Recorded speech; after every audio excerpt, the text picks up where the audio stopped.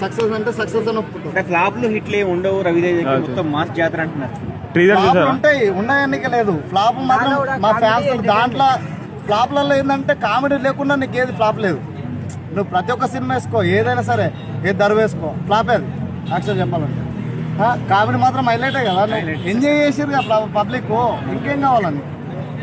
Public enjoy చేసిన విషయం ఏంటంటే రవితేజ మనకి నచ్చింది ఏంటి ఆయన యాక్టింగ్, రవితేజ యాటిట్యూడ్ అవన్నీ. భీమ్స్ మ్యూజిక్ విత్ రవితేజ ఎలా ఉంది చెప్పొచ్చు? భీమ్స్ మ్యూజిక్ టాప్ అన్న, బ్లాక్ బస్టరే.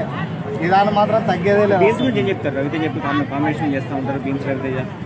రవితేజ గురించి వేసుకుంటేనా అనే బాడీ లాంగ్వేజ్ ఒకప్పుడున్న మనకి ఎక్కువ సినిమా ఇష్టం.